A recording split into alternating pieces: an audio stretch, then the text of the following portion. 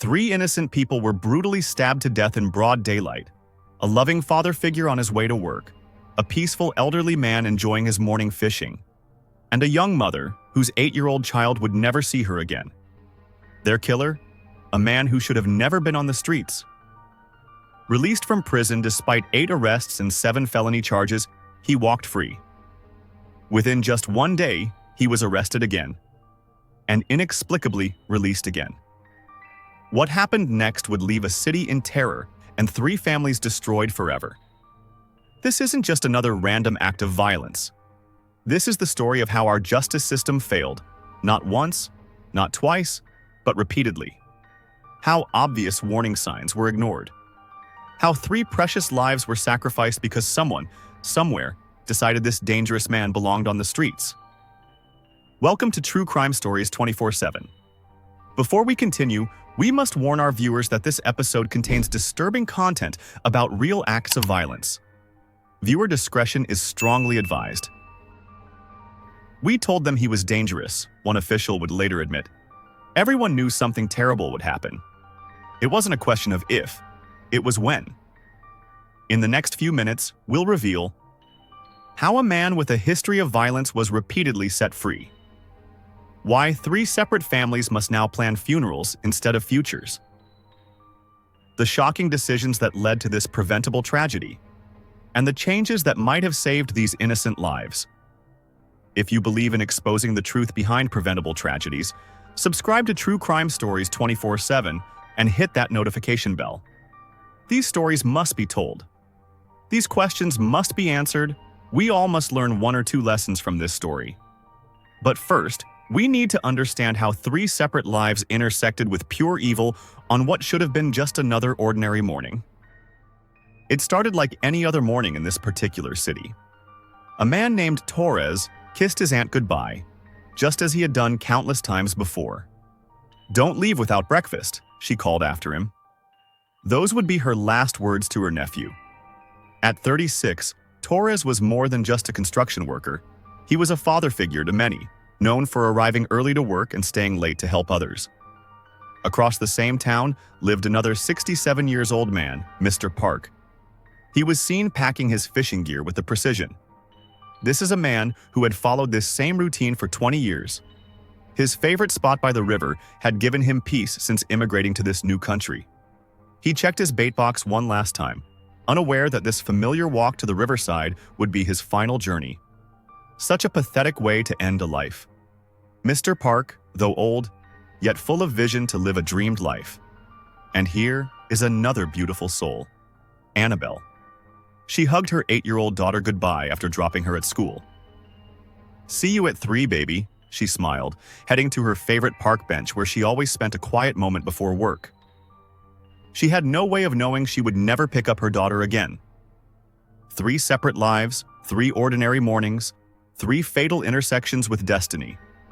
In a small convenience store, security cameras captured a very different kind of morning routine. James Roberts, the perpetrator of evil that eventually happened, fresh out of prison, walked the aisles with purpose. His eyes scanned the shelf of kitchen supplies, lingering on the knives. The clerk would later recall nothing unusual about him, just another customer making a purchase. But this wasn't just another customer, and this wasn't just another purchase. Roberts had been free for exactly 1 month.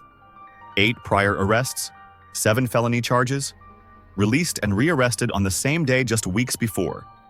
The system knew who he was. They knew what he was capable of. Yet here he was, selecting what would become his weapon. The knife disappeared into his sleeve, a practiced movement that suggested this wasn't his first time concealing a weapon. As he walked out into the morning sunshine, the same sunshine warming Torres's face as he set up his ladders, the same sunshine glinting off Mr. Park's fishing gear, the same sunshine Annabelle was enjoying on her park bench. No one could see what was coming. Torres checked his phone one last time, smiling at a message from his aunt reminding him about dinner that evening. Mr. Park found his usual spot by the river, settling in for what he thought would be a peaceful morning of fishing. Annabelle sent a quick text to her daughter's teacher about an upcoming school event. In these quiet moments, as the city fully awakened, as people hurried to work and school and their daily routines, A predator was moving through their midst. The knife in his sleeve felt heavy with purpose. His eyes scanned the crowds, looking for the perfect moment, the perfect target. 3 lives, suspended in the final moments of normalcy, unaware that their paths were about to cross with a man the system had failed to stop. 3 families who would soon be planning funerals instead of futures. 3 stories about to end in the most brutal way imaginable. The morning sun continued to rise over this particular location, warming the city streets, while somewhere in the growing crowds, a killer moved closer to his first victim. How does a man with 8 arrests and 7 felony charges end up free to walk the streets? The answer lies in a trail of paperwork, court decisions, and systematic failures that would ultimately cost 3 innocent people their lives. James Roberts was no stranger to violence. His criminal record reads like a warning label that everyone chose to ignore. First arrested at age 23 for assault. Then again at 27 for armed robbery. By his 30s, he had accumulated charges for burglary, weapons possession, and attacking a corrections officer. Each time, the system processed him, released him, and waited for him to offend again. But it was his mental health history that should have set off the loudest alarms. Prison psychiatrists documented his increasingly erratic behavior. Fellow inmates reported his violent outbursts. Guards noted his tendency to fashion weapons from everyday objects. One prison report stated clearly, "Subject shows extreme likelihood of reoffending. Requires intensive psychiatric intervention." These warnings went unheeded. These red flags remained ignored. Then came the decision that would prove fatal. Despite his extensive criminal history, despite documented mental health concerns, despite the prison psychiatrist's explicit warnings, Roberts was released last October. The reason?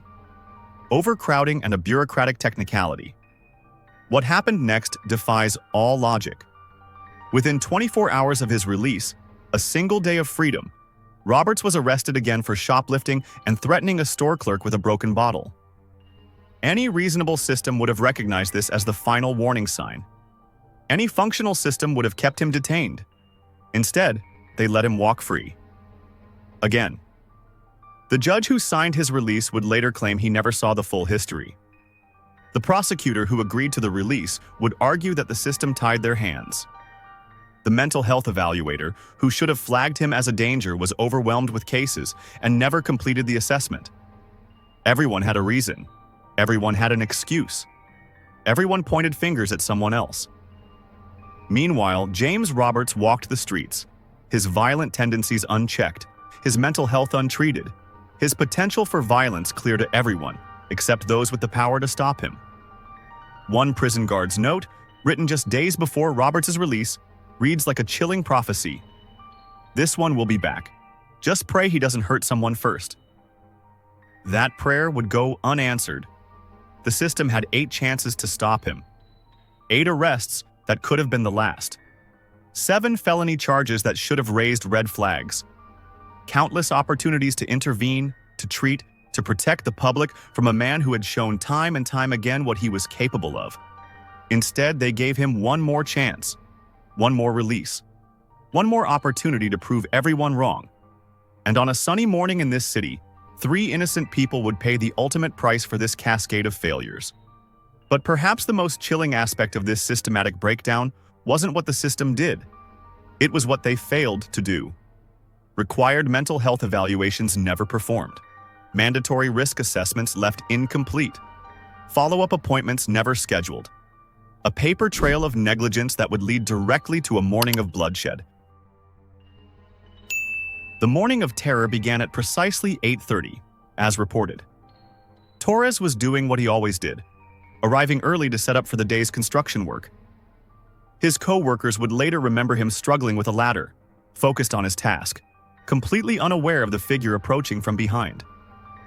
The attack was swift, brutal, and silent. No words were exchanged. No warning given. No chance to defend himself.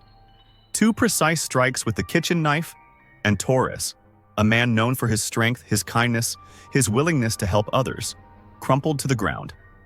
His co-workers, mere feet away, didn't realize what had happened until they heard the ladder clatter to the pavement. James Roberts didn't run. He didn't panic. He simply walked away, leaving Torres bleeding on the sidewalk, leaving a family without their rock, leaving co-workers with memories that would haunt them forever. He looked so calm, one witness would later testify, like he was just taking a morning walk. For the next 30 minutes, Roberts moved through the city streets with a devilish purpose. The knife, now stained with Torres's blood, remained hidden in his sleeve. He passed dozens of people, mothers with strollers, businessmen with briefcases, students rushing to class. All potential victims, all unaware of the predator in their midst. At 9 o'clock, he found his second target. Mr. Park was exactly where he had been every morning for the past 20 years, at his favorite fishing spot by the river. The 67-year-old immigrant had just cast his line into the water, his back turned to the approaching danger. The attack was equally merciless. One moment, Mr. Park was enjoying the peace of his morning ritual. The next, he lay motionless beside his fishing gear, his blood mixing with the river water. Again, Roberts walked away unhurried. 2 lives taken, and still his morning wasn't complete. Annabelle became his final victim at 9:15. The young mother had just sent a text message to her daughter's teacher about an upcoming school event. She sat on her favorite park bench, perhaps thinking about picking up her 8-year-old later that day. She never saw Roberts approach, never had a chance to fight back, never got to say goodbye to her child. 3 attacks, 45 minutes. No words spoken, no mercy shown, no motive beyond the darkness in a killer's mind. The city erupted in chaos as reports of the attack spread. Parents rushed to schools to collect their children. Business owners locked their doors. Streets emptied as fear gripped the community. But for 3 families, the terror was just beginning. Torres's aunt would wait forever for him to come home for dinner. Mr. Park's fishing spot would remain hauntingly empty. And an 8-year-old child would stand at her school entrance at 3 o'clock, watching other parents arrive, waiting for a mother who would never come. The morning of violence ended as it began, with Roberts walking calmly through the city streets. The knife, now bearing the blood of 3 innocent victims, still concealed in his sleeve. His expression unchanged, his demeanor calm. As if he hadn't just destroyed 3 lives, shattered 3 families and terrorized an entire city. But this time, someone was watching. This time, the system wouldn't fail. This time, James Roberts wouldn't walk away. The first 911 call came from Torres's construction site. "He's bleeding out! Please hurry! Someone is dying here!" A co-worker's trembling voice begged dispatch. Within minutes, more calls flooded in. A jogger discovering Mr. Park by the river. A horrified witness screaming about an attack on a park bench. 3 separate crime scenes. 3 victims. 1 killer still walking the streets. Emergency responders raced through the city, sirens wailing, as reports painted a terrifying picture. The dispatcher's voice grew increasingly urgent. "Be advised, suspect still at large. Armed and extremely dangerous. Multiple casualties reported." Witnesses described the same shocking detail, the killer's calmness. "He didn't run," one said. "He just walked away like nothing happened." Another recalled, "His face was blank, emotionless, like he was taking a morning stroll." Just in a twinkle of an eye, the city descended into chaos. Schools went into lockdown. Business owners ushered customers into back rooms. Parents desperately tried reaching their children. Fear gripped the city as everyone asked the same question: who would be next? The manhunt intensified as more details emerged. Police units flooded the streets. Tactical teams deployed to strategic positions. Helicopters circled overhead. And still, James Roberts walked among them, hiding in plain sight. It ended where it began, near the construction site of his first victim. An alert shop owner recognized him from the emergency broadcasts. This time, there would be no escape. This time, the system wouldn't fail. Police units swarmed the area. Roberts surrendered without resistance, that same eerie calmness still evident on his face. But for 3 families, the nightmare was just beginning. Torres wasn't just a construction worker. He was the backbone of his family, a surrogate father to his nephew, the one everyone counted on. "He was always a father figure to me," his nephew said through tears. "Thousands of people in the town, and why? Out of everyone, he chose my guy." His aunt's last words to him, "Please don't leave without breakfast," would haunt her forever. Mr. Park's story was an old man's dream tragically cut short. 20 years ago, he left everything behind in search of a better life. He worked tirelessly, saved carefully, and found peace in his morning fishing routine. His spot by the river now stands empty, marked only by flowers and memories of a gentle soul who loved his adopted homeland. But perhaps the most heartbreaking story belongs to Annabelle and the child she left behind. An 8-year-old girl waited at school that afternoon, watching other parents arrive, not understanding why her mother wasn't coming. How do you explain to a child that mommy isn't coming home because a system designed to protect them had failed so completely? That family came here to pursue their dream, a city official would later say, his voice breaking. And now that child? How do you explain to that child what happened? 3 victims. 3 shattered families. 3 dreams violently ended by a man who should have never been free to walk the streets. Torres's tools still lay scattered around the construction site, waiting for hands that would never return to work. Mr. Park's fishing rod stood propped against his favorite spot, a silent memorial to mourning rituals forever broken. And Annabelle's park bench, where she spent her last peaceful moments, became a shrine of flowers, teddy bears, and a small note in a child's handwriting. "I love you, Mommy." Such a heartbreaking thing to hear. The true cost of this tragedy can't be measured in numbers or statistics. It's measured in empty chairs at family dinners, in fishing spots that will remain forever vacant, and in the tears of a child who will grow up without a mother's love. Every system designed to protect the public failed that morning. But the failures didn't start with James Roberts walking free. They began years earlier, with a broken system that repeatedly chose release over public safety. Let's examine the cascade of failures. A judge who never saw Roberts' complete criminal history. A mental health evaluation marked urgent, but never completed. A prison system so overcrowded that dangerous offenders were released to make room for new arrivals. Each decision, each oversight, each bureaucratic misstep formed links in a chain that would eventually strangle 3 innocent lives. "I kept raising red flags," one prison psychiatrist revealed. "I wrote in my reports, this individual poses an immediate threat to public safety. But in a system drowning in paperwork, critical warnings get lost." The mental health system's gaps proved equally devastating. Roberts had shown clear signs of deteriorating mental state during his incarceration. He fashioned weapons from everyday objects. He exhibited increasingly erratic behavior. He made threats that should have triggered immediate intervention. Yet he was released without a treatment plan, without medication, without supervision. The mayor's response was blunt. The street corner is not a psychiatric ward. But critics argue that's exactly what it became when mental health services failed so completely. In the aftermath, this town changed. Fear replaced the casual freedom of city life. Parents held their children closer. Workers looked over their shoulders. The community's sense of safety was shattered, replaced by a gnawing awareness that the system meant to protect them could fail so catastrophically. Policy changes were proposed. The Supportive Interventions Act aimed to create more support for those facing mental health and homelessness issues. The governor pledged state resources to analyze what went wrong. But for 3 grieving families, these changes came too late. The legal proceedings brought no comfort. Roberts showed the same eerie calmness in court that he displayed during his attacks.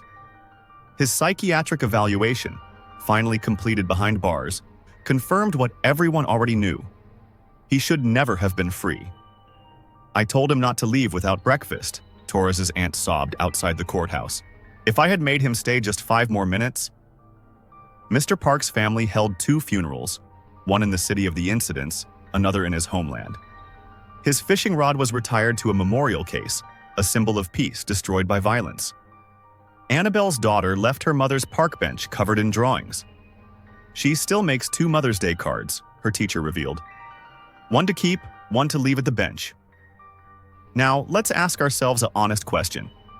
Could this happen again? The troubling answer is yes, unless dramatic changes are made.